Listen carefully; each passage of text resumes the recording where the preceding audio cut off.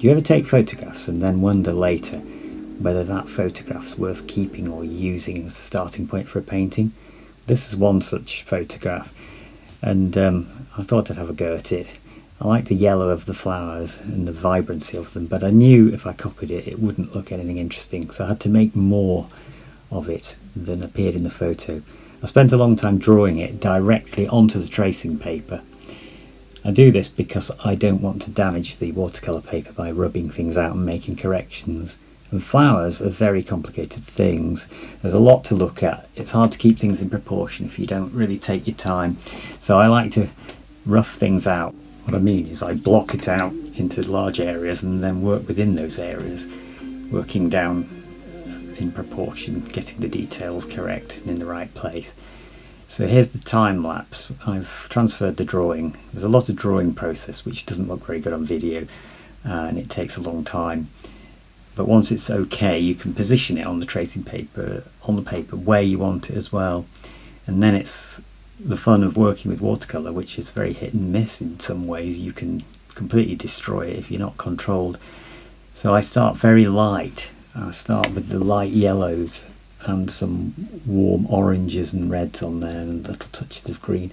I'm not going too dark at first. I want this to have a kind of ethereal quality in some ways, not get too bogged down with detail. I want it to be an impression of that bunch of flowers and the brilliance of the yellow.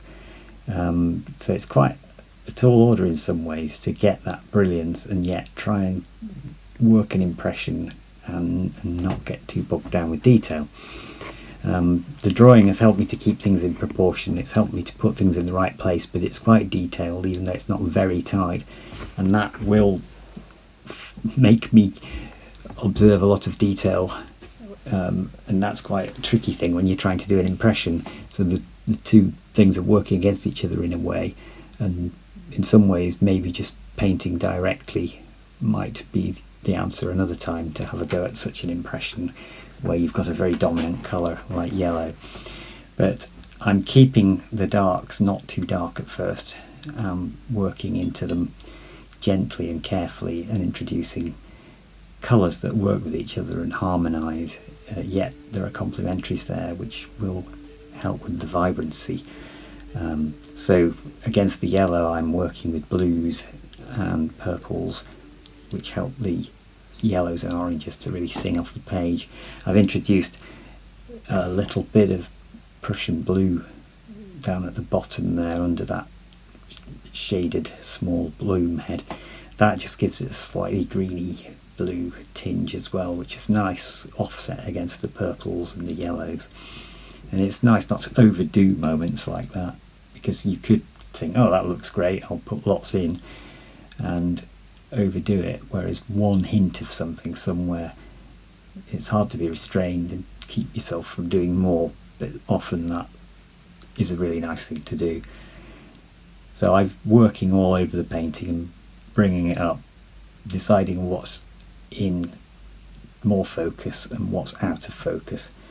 The areas around the edge are wet first, and then I drop in as much colour as I need to bring up the intensity of the blues, and I've added a little bit of salt. You can see some salt effect in the top left corner. There were a couple of other areas, but they're not that noticeable. I didn't want to go too mad with salt on this.